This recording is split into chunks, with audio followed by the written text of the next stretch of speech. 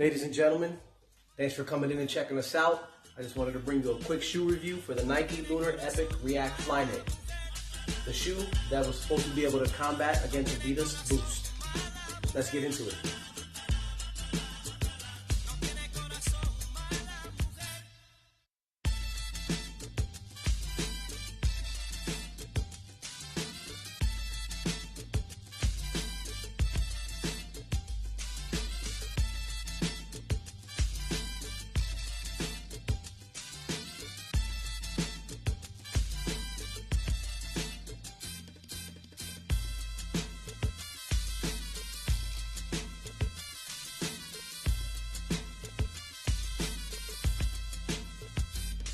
I can't say that I did enough research on this shoe to tell you a little bit more about what it encompasses and the technology that it has.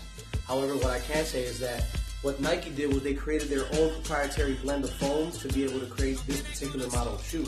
In essence, it's not a foam like the Adidas Boost that has already existed that Adidas went and purchased to utilize for their shoe.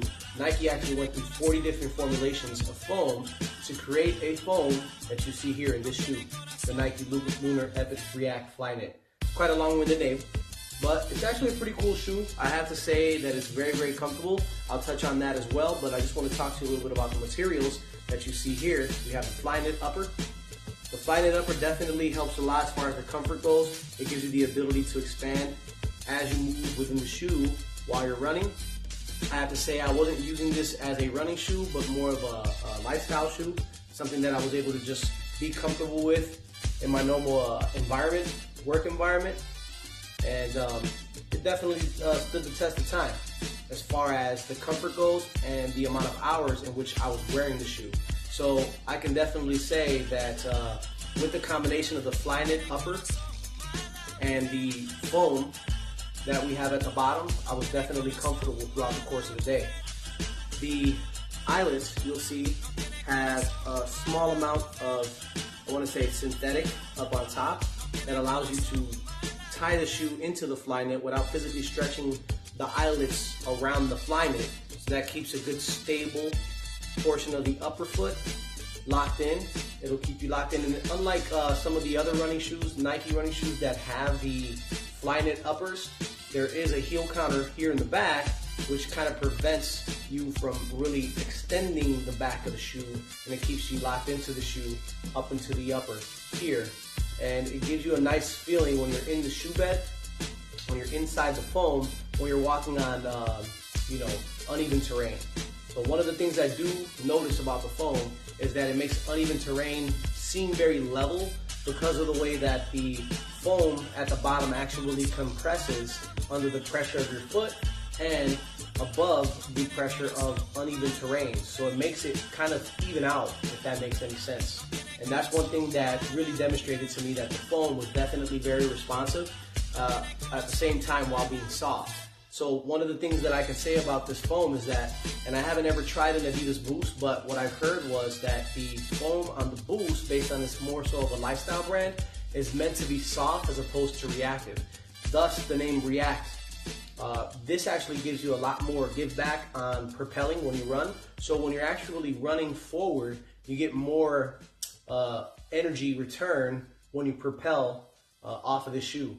Clearly you see in the rear, on the heel, it has an extended portion of foam here so that when you do land heel to toe, it does have that absorption factor right over on the heel, and it also goes ahead and returns it as you get off onto the forefoot. And you can see how that kind of narrows out here at the forefoot so that it can propel you to move forward easier when you push and run and you actually put in real miles in these shoes. For me, I really wasn't putting miles in these shoes. I was only walking, and I tried it out jogging for a short period, but I never really did any significant amount of miles at a time in this particular model of shoes. So maybe you guys can give me some more feedback on that. But one of the things that I did notice is upon attracting moisture into the shoe, it does have a little squeaking noise at the bottom. And that's one of the things that kind of bothered me about this shoe and this foam, is somehow it does get into a position where it begins to absorb moisture from external sources, and it gives you a squeaking sound depending upon what type of surface it is you're walking on. So that's one thing that I wanted to say Nike potentially work on with this model. It definitely has potential.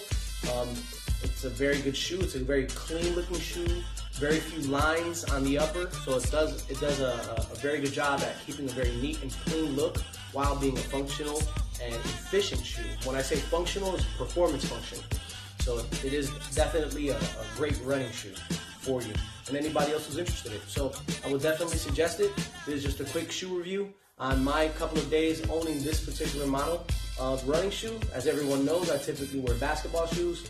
I do need a running shoe, and the next running shoe that I'm looking to get is going to be the